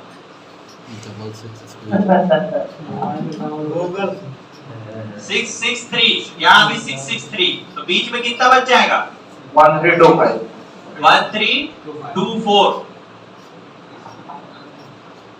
1324 mm बीच में बच जाएगा। क्लियर है? और यहाँ पर 324 एक वैल्यू आएगी, वो बताता हूँ कैसा है। तो इतना, ये सारा वैल्यू सब लिख लिए क्या? सबको समझ आ गया क्या? कहां से कौन कौन सा वैल्यू आया है? किसी को कोई डाउट है क्या? Any doubt in this? अब कटिंग लेंथ निकालेंगे सीधा। एनीवन कोई डाउट?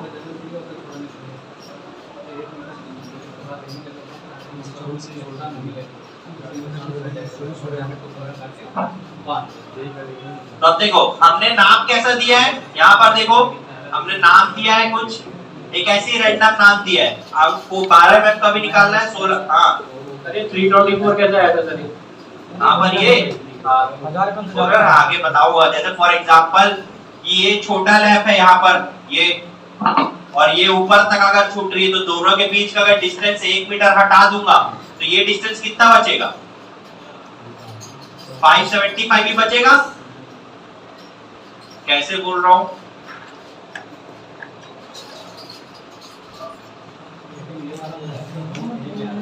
ये रेनफोर्समेंट यहाँ तक अगर छूटी है, ये वाली, ये जो रेनफोर्समेंट दिख रही है, ये यहाँ तक अगर छूटी है L/4 तक, उसके नीचे फिर ये लैप हुआ है, तो अगर ये यहाँ तक अगर छूटी है ये वाले पॉइंट तक, तो मेरे को अल्टरनेट लैप के लिए नीचे कितना डिस्टेंस देना पड़ता है? 1 metre. 1 metre, 1 metre, 1 metre. Yes sir. तो ये वाला जो पॉइंट है ये कितना ऊपर आएगा इस L/4 से? 575 ही, क्योंकि 1575 से 1 मीटर नीचे है ना। तो ये 575 बचेगा खाली से। 1 मीटर लेस हो जाएगा है ना, 1 मीटर लेस हो जाएगा। तो ये L/4 के बाद 575 और बचेगा। समझ में आई बात? सेम यहाँ पर भी वही है। ये वाला जो पॉइंट है ये कहाँ पर? ये L/4 पर एग्जैक्टली आकर के छूटा है, इसके नीचे लैप आएगा। तो यहाँ पर अल्टरनेट लैप कितना होना चाहिए distance? 1 metre. 1 metre. Yes sir. हमारे पास डिस्टेंस कितना बचा था? 1324। 1 मीटर लेस हो जाएगा 324। हाँ, तो 324 बचेगा, तो ये L/4 के ऊपर 324 और बच गया। यही है वो डिस्टेंस बस। यस। क्लियर है? Okay sir, thank you. चलो अब चलते सॉल्व करना। सबसे पहला, अब ये देखो कोई भी डाया आप ले लो, आप 16 ले लो, 12 ले लो, आपका मर्जी, आपको दोनों ही सॉल्व करना है। 16 भी आपको सॉल्व करना है, 12 भी आपको सॉल्व करना है। मैं बस आपको प्रोसेस बताने वाला हूँ। अब ये 1' और 1 ये एक ही बार है, लेकिन एक जगह तक आकर छूटी है, दूसरे जगह तक आकर छूटी है। ठीक है, तो हम इसी को ही सॉल्व करते हैं। तो सबसे पहला, कटिंग लेंथ ऑफ 1' बार, ठीक है, कटिंग लेंथ ऑफ 1' बार, इसको कैलकुलेट करते हैं सबसे पहला। ठीक है, तो सबसे पहला यहां पर पॉइंट्स लिखा है, देखो सबसे पहले कैसे निकलेगा? A' से B' तक, A' to B', फिर बी डैश से सी डैश जाना है plus B dash to C dash. तो इसको कैसे निकालेंगे? ए से बी तक की वैल्यू कितनी है? 300 ए से बी तक की वैल्यू 300। तो यहाँ आ जाएगा 300 प्लस।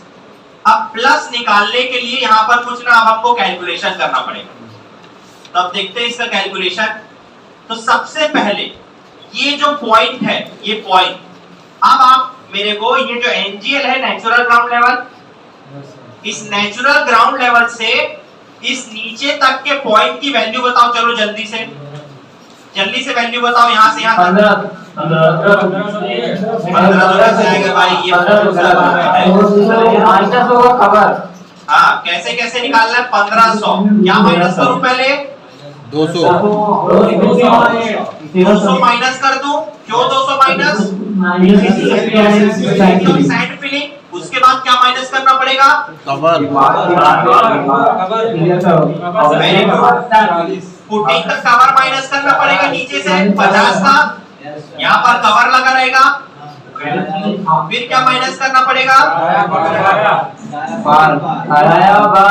डाई ऑफ बार कितने? -12 नीचे का और आरए का -12 और आरबी का भी -12, क्योंकि आरए आरबी के ऊपर आएगा ये कॉलम का पॉइंट। सबको समझ आएगा इतना? सबको समझ आया? चलो वेरी गुड। तो इसका वैल्यू कितना आया बताओ मेरे को? 1256 यही आया सबका। तो यहाँ से यहाँ तक का वैल्यू हो गया 1256। यहाँ से यहाँ तक का वैल्यू।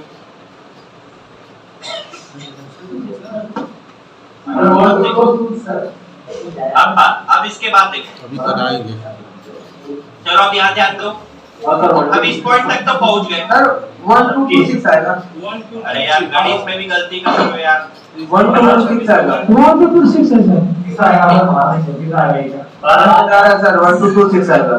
सही तो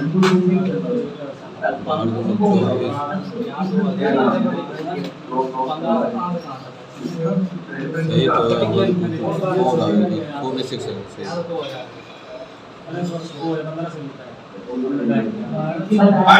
1226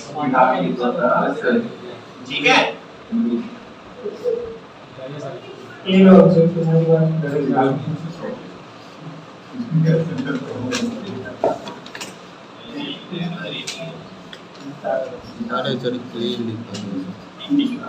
यहाँ पर आ जाएगा 1226 ठीक है। 1226 वैल्यू आ गई। अब उसके बाद नेक्स्ट डेटा कहाँ तक है? यहाँ तक का नेक्स्ट डेटा है ग्राउंड पिन के टॉप तक का। तो कितनी वैल्यू आएगी यहाँ से लेकर यहाँ तक की? 400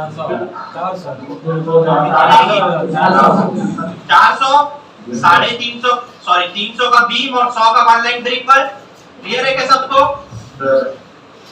उसके बाद इस पॉइंट से लेकर ये L/4 तक का डिस्टेंस, इसकी वैल्यू कितनी होगी? यहाँ पर लिखी है 788। क्लियर है क्या सबको? अब उसके बाद ये C डैश वाला पॉइंट यहाँ पर आकर छूट रहा है ये L/4 पर, यहाँ पर ऊपर के L/4 पे। तो ये बीच का डिस्टेंस कितना होगा?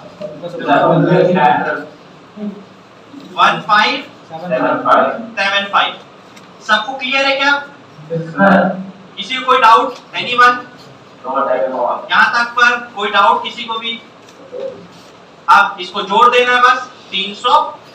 अब इसको यहाँ पर जोड़ दो 1266 प्लस 400 प्लस 788 प्लस 1575 कितना आता है? अब सही बताना भाई, गलती बताओगे तो पनिशमेंट दिलवाऊंगा। 3989। तो अब यहाँ पर सॉल्यूशन चालू करते हैं। प्लस 3989 और क्या करना पड़ेगा? माइनस कितना बैंड डिडक्शन करना पड़ेगा?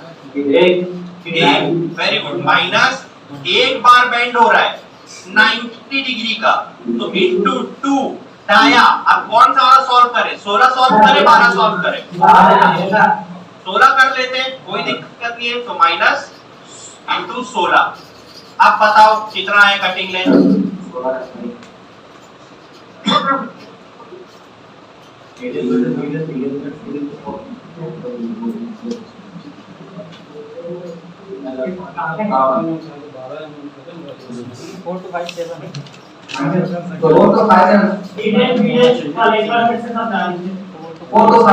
भाई ये A डैश B डैश 300 है, खाली 300, इसमें कुछ समझने का नहीं।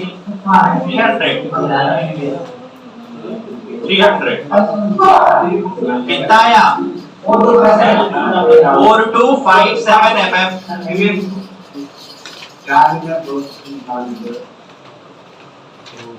यही आएगा सबका? क्लियर है सबको?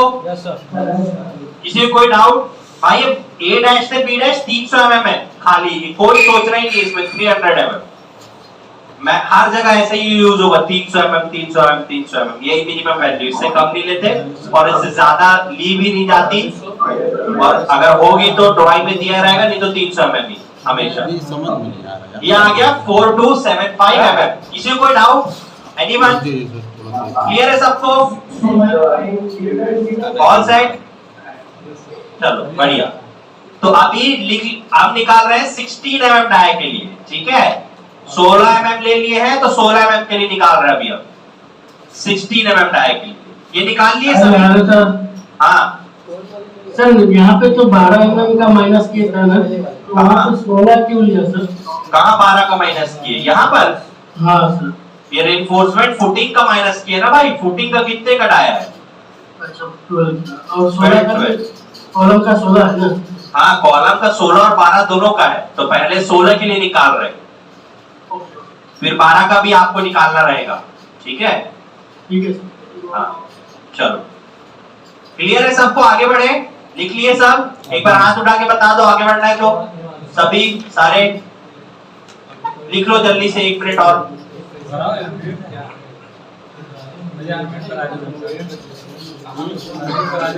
अनम्यूट कर दो भाई, अनम्यूट कर दो। तो मोबाइल से निकाले हाँ भाई जो उसमें निकाले हैं हाँ, यहाँ पर एक बैंड हुआ ना, ये एक यहाँ पर ये हुआ बैंड, एक बार बैंड। हाँ फर्स्ट वाला 75।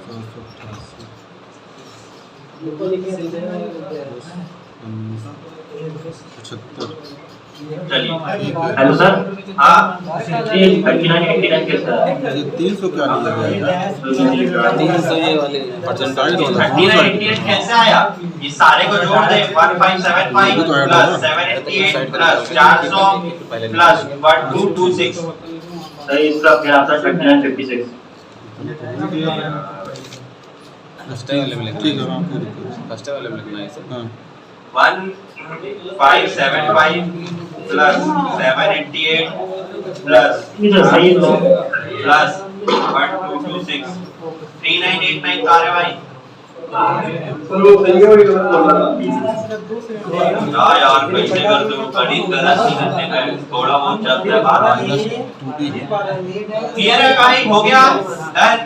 सब लिख लो फटाफट, आगे बढ़ते हैं। मिटा दो, बढ़े आगे। अब हाँ अभी लिखा रहा हूँ ना, फिर से लिखना। अभी तो एक निकाले, अब दूसरा निकालते हैं। कटिंग लेंथ ऑफ 1 वाली बार 1, अभी 1 डैश निकाले थे, अब इसके बाजू वाली। अब बताओ इसके लिए निकालना पड़ेगा क्या? निकालना पड़ेगा क्या कटिंग लेंथ? कितनी आएगी? इसके पहले की कितनी आई थी 1 डैश की? 1 डैश की कितनी आई थी?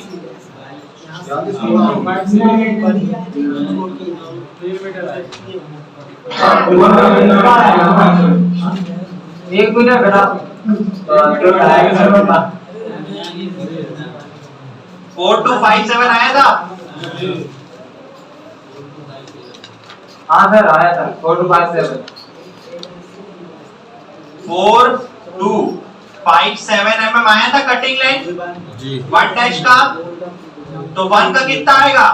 1 मीटर कम आएगा।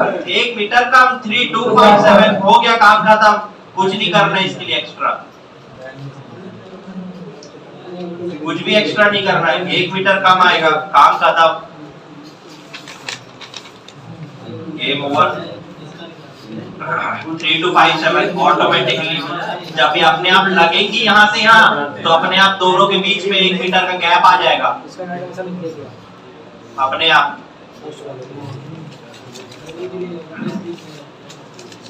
तो कटिंग लेंथ ऑफ 1 वाली बात, ये 1 डैश, ये 1।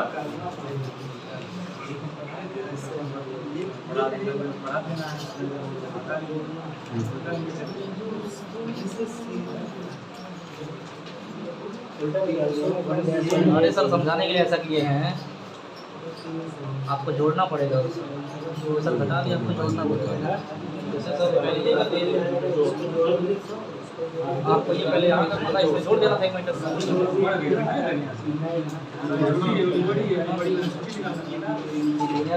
चले आगे बढ़े, कुछ सवाल पूछते हैं किसी को? मजा होता है।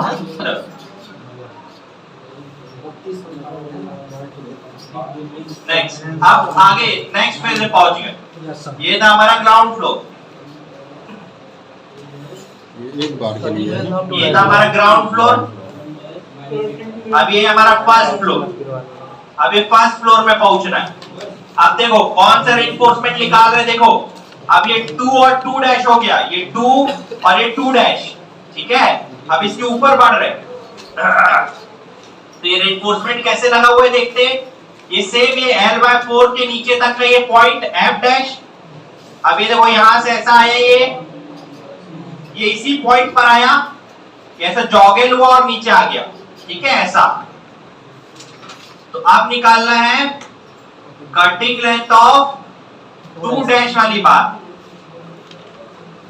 ठीक है।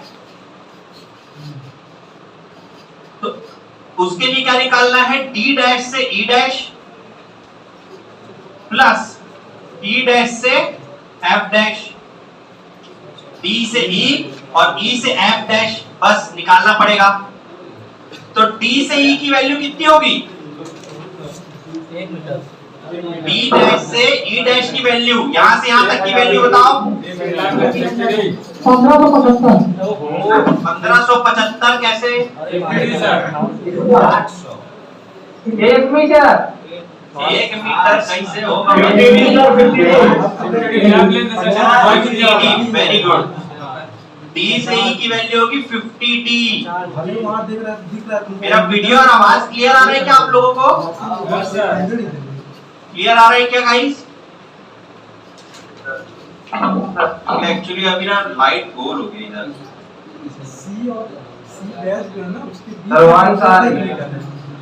एक सेकंड होल्ड कर लो, आ जाए। देखो सी डैश पर वो 800 mm ही लेफ्ट हो गया, लेकिन तो 800 mm होगा ना, 200 mm सीधा है।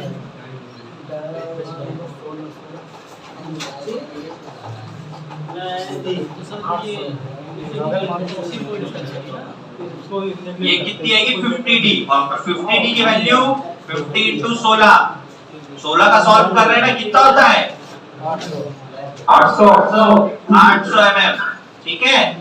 50D निकल गया। अब ये C डैश जहां पर आकर छूटा था और ये E डैश एक ही लाइन पर है, तो ये E डैश से F डैश तक की वैल्यू कितनी होगी, कैसे निकाले? सबसे पहला ये कलर चेंज कर लेते हैं। सबसे पहला ये वाला पॉइंट है E डैश, तो E डैश से यहां तक की वैल्यू आपको पता है, ये B के बॉटल तक की कितनी है 788, यहां से यहां तक की 788। अब उसके बाद ये बीम की डेप्थ कितनी है 350।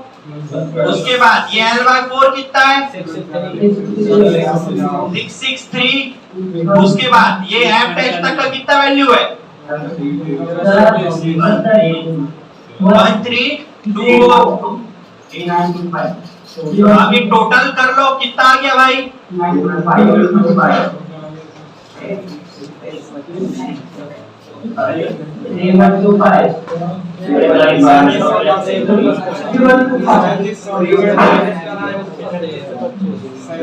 3 dash से f dash 788 plus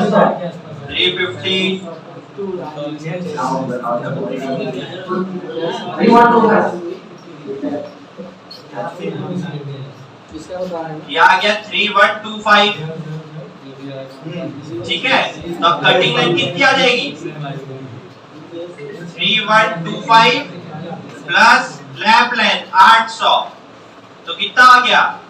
3925 आ गई। यस सर, यही आएगा गाइस,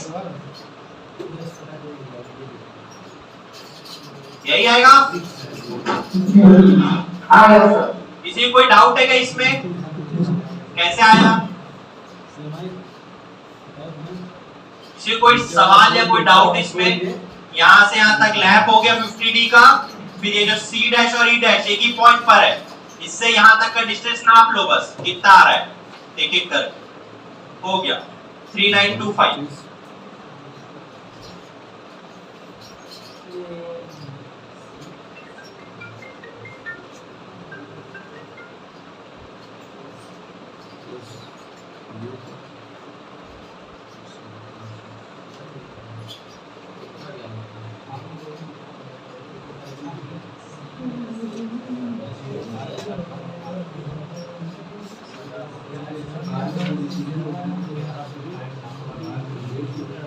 सर 50D की दो ऑल्टरनेट लेफ्ट लेंथ पे 1000 और 500 लिखा है तो 500 नहीं है, 50D है, वो ना लिखना थोड़ा 50D है। अच्छा ठीक है।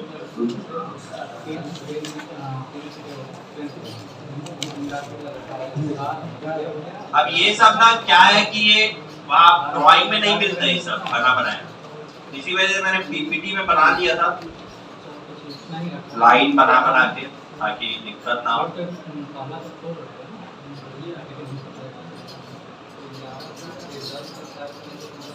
तो ये तो हो गया cutting length of 2 dash.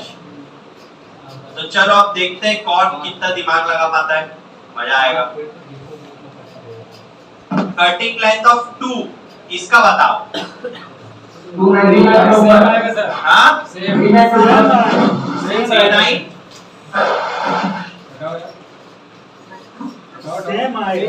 Cutting length of 2 का कितना आएगा जल्दी बताओ, एक बार में बता दो क्या आंसर? सेम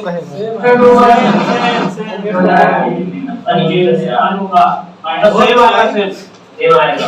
सेम क्यों आएगा? क्योंकि ऑलरेडी का 1 मीटर पहले तो एक बार जोरदार तुम लोग के लिए तालियां बजा लो। अभी तक का तुम्हारा पहला ऐसा बैच है जिसने सब ने बोला है सेम आएगा। एक बार जोरदार तालियां बजा लो। अच्छा 1 मीटर कम होगा, कौन वाले भाई है 1 मीटर कम? अरे भाई यार आप नहीं बजाए। कौन? भोपाल वाले? फिर से बजाओ। भोपाल वालों की उल्टी तालियां बजाओ यार। भाई सेम आएगा ना, अलग क्यों होगा? कब सेम आएगा? क्योंकि 1 मीटर का तो डिस्टेंस पहले ही कर लिया ना हमने। 1 मीटर का जो अल्टरनेट डिस्टेंस था वो तो 1 और 1 डैश में तो हमने कर ही लिया ना पहले। ये तो सेम आएगा 2 और 2 डैश, तो इसका भी कटिंग लेंथ सेम होगा 3925 भी। इसका भी कटिंग लेंथ सेम होगा 3925, सेम ही होगा। क्योंकि फॉर एग्जांपल मान लेते हैं कि ये जो 1 वाली बार है इसकी कटिंग लेंथ आती है 2 मीटर और ये 1 डैश वाली बार है इसकी कटिंग लेंथ आती है 3 मीटर। 1 मीटर का गैप हो गया, ठीक है। अब अगर इसके ऊपर वाली लगा रहा हूं, इसकी कटिंग लेंथ अगर आ रही है 2 मीटर, तो ये टोटल कितना हो गया? 3 तो 5 हो गया। बहुत तेज जा रहे हैं। हाँ बहुत तेज हो रहा है। अरे ये तो मैं समझा रहा हूँ, मैं पढ़ा थोड़ी ना, तो मैं एक्सप्लेन कर रहा हूँ। ठीक है लिख लो पहले। कहाँ पर आपको नहीं समझ आया बताओ। रुक जाते हैं, कहानी समझ आया यार, बता दो।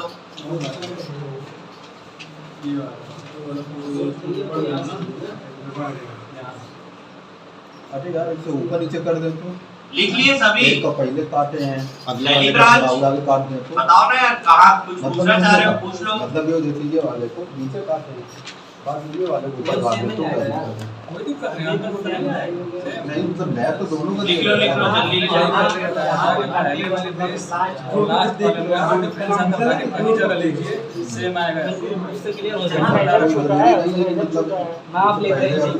बस ये ऑल्टरनेट लैब डिस्टेंस हो जाएगा 1 मीटर का। सर इस तरह कॉन्सेप्ट समझा दो, कैलकुलेशन हम कर लेंगे, आप कॉन्सेप्ट समझा दो इस तरीके से। सर आप एक बार बता दीजिए। यही हाँ, तो इसी तरीके कॉन्सेप्ट से। है। सर सुनाई नहीं दे रहा था, इनका थोड़ा क्लियर रिवाइज नहीं आ रही। यही वाला तो कॉन्सेप्ट है यार, और क्या बताओ उसमें? इसका कॉन्सेप्ट और कैलकुलेशन ये एकदम मिक्स हो जाती है सर, तो समझ में नहीं बैठती बात। मतलब पहले से एक बार ये थ्योरेटिकल पार्ट है ना कि भाई कोर्स की एक बार समझा दो, फिर आपको एक क्वेश्चन दे दो तो हम कर ले। मॉडल पढ़ा रहा था तो वही तो समझाया था L/4 पूरा। मॉडल पढ़ा रहा था तो वही चीज तो समझाई थी मैंने आपको। कोई टेंशन नहीं है, आप घर जाओ इसको 2 बार रिपीट करोगे ना तो आपको खुद समझ आ जाएगा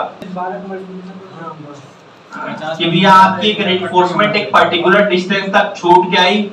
इसी में देखते हैं पहले वाले कि ये दोनों एक पॉइंट से चालू हो रही है, ये भी A' B तक जा रही है, ये एक पॉइंट से चालू हुई, ये भी A से B तक जा रही है, ये भी एक साथ चालू हुई, ठीक है।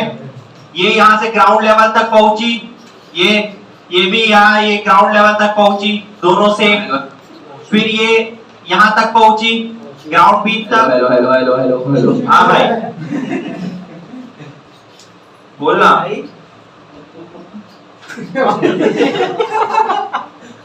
ये भी ग्राउंड बीच तक पहुंची, ये भी ग्राउंड बीच तक पहुंची, ये भी L/4 तक पहुंची, ये भी इसके L/4 तक पहुंची। लेकिन अब ये क्या हुआ, इसको और ऊपर जाना था, मैक्सिमम डिस्टेंस जहां तक ये जा सकता है। ये लैप जोन, ये L/4 जो हमने छोड़ा ऊपर से, ये L/4 तक, यहां तक ये जा सकती थी मैक्सिमम। तो हम इसको मैक्सिमम ले गए, ये एक रेनफोर्समेंट को मैक्सिमम दूरी तक लेकर के चले गए और इसका एक वैल्यू निकाला। तो 4.257 इसका एक वैल्यू आया पूरा नीचे से लेकर यहां तक। अब उसके बाद हमको ये कहां तक ले जाना था, कैसे पता चला? ये 1 मीटर हमको इसमें डिस्टेंस मेंटेन रखना है, ये वाली में और ये वाली में 1 मीटर का डिफरेंस मेंटेन करके रखना है। तो 4.257 में 1 मीटर घटा देंगे, 1 मीटर 1000 mm, तो इसका जो डिस्टेंस है कितना आ जाएगा? 3.257। ये 3.257 की डिस्टेंस पर आ जाएगा। इतना सही कॉन्सेप्ट है, बस ये 1 मीटर ऊपर रहेगी ये वाली, ये उससे 1 मीटर नीचे रहेगी। क्लियर है क्या? ठीक है। अभी कोई कुछ पूछ रहा था?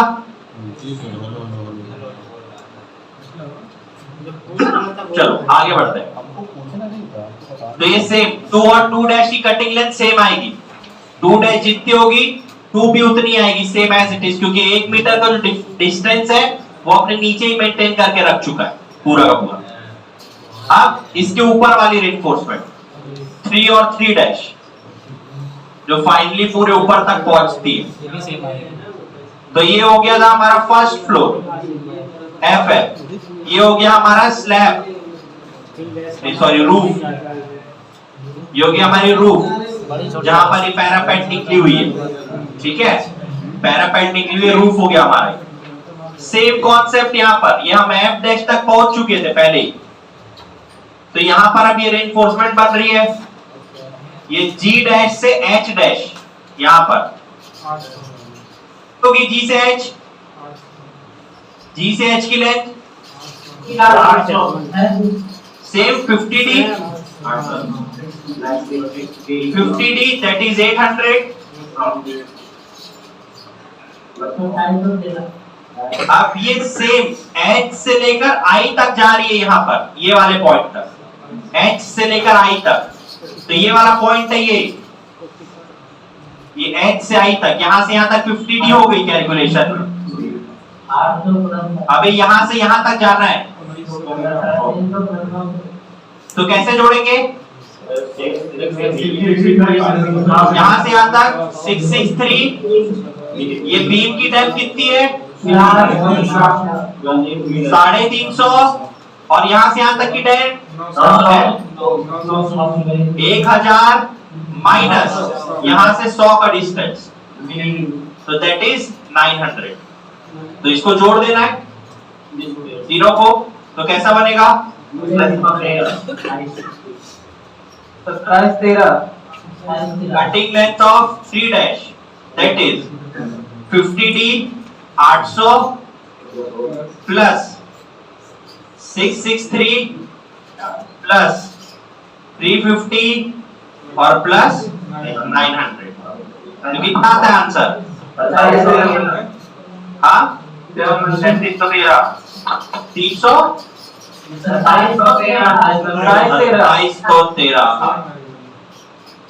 2713 mm।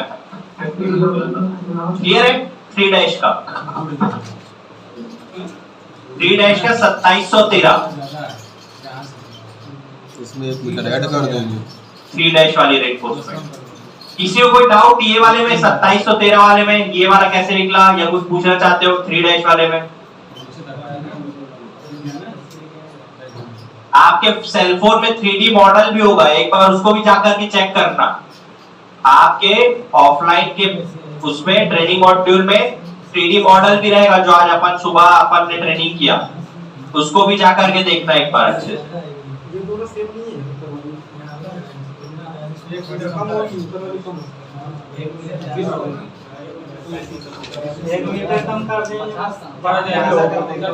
ज्यादा करेंगे प्रदीप भैया। 2713 आई, तो 3 की कितनी आएगी? 1 मीटर ज्यादा आएगी, क्योंकि 1 मीटर पहले से चालू हो रही है। नीचे कम कर दिए थे तो वैसे ही लास्ट वाली में ऊपर कर देंगे। अब देखो इसमें क्या होगा, तो इसकी 1 मीटर ज्यादा 2713, तो इसकी 3713। अब क्या होता है, जो मल्टी स्टोरी बिल्डिंग होती है 10 मंजिल 20 मंजिल बड़ी बड़ी बिल्डिंग्स होती है, जहां पर मल्टीपल फ्लोर्स होते हैं, हमेशा एक कॉन्सेप्ट आपका बहुत हेल्प करेगा। वो ये है कि हमेशा तो सबसे पहला जो फुटिंग से लगती है रेनफोर्समेंट, वहां पर आपको एक बार कटिंग लेंथ अलग निकालना पड़ेगा, और दूसरी बार अलग कब निकालना पड़ेगा, जब लास्ट में एकदम आखिरी में वो पैरापेड में पहुंच जाए तब। उसके बाद जितने भी बीच टू बीच फ्लोर टू फ्लोर रेनफोर्समेंट लगेगी ना, वो सेम लगती जाती है। Floor to floor height same रहती है मल्टी स्टोरी बिल्डिंग में, जब तक हाइट सेम है रेनफोर्समेंट की कटिंग लेंथ सेम निकलती जाएगी, वहां कोई आपको एक्स्ट्रा नहीं निकालना पड़ेगा। आपका आंसर अलग अलग कब निकलेगा, जब एक बार जब वो फाउंडेशन से चालू होगी तब 1 मीटर ऊपर नीचे रहेगा उसमें आंसर, और जब सबसे लास्ट में लग रही होगी, सबसे लास्ट वाली पैरापेड में उसके रूफ में, तब आंसर आपका अलग अलग निकलेगा कटिंग में। बाकी बीच में बीच के हाथ क्लियर है? तो कल सुबह आप लोग इसको प्रैक्टिस करके आइएगा। कल 15 मिनट आपका और जो भी डाउट होगा कॉलम से रिलेटेड वो अपन सॉल्व करेंगे, जो भी आपके क्वेरीज है उसको रिजॉल्व करेंगे। लेकिन यही कोशिश करना है कि एटलीस्ट 2 बार इसको फिर से बना कर के आओ, डायग्राम बना के हाथ से डायग्राम बनाना, और 2 बार इसको प्रैक्टिस करके आना। उसी के साथ साथ फुटिंग है आपका, फुटिंग आपको सॉल्व करना है, ठीक है? F2 F1 फुटिंग पूरा आपको एक्टिव ग्रुप में भरना है, सॉल्व करना है जैसे स्टैंडर्ड है। अपने ट्रेनर से पूछिएगा कल सुबह आके, आपके पास स्टार्टिंग में प्रेजेंटेशन और हाफ एन आवर का टाइम रहता है, तो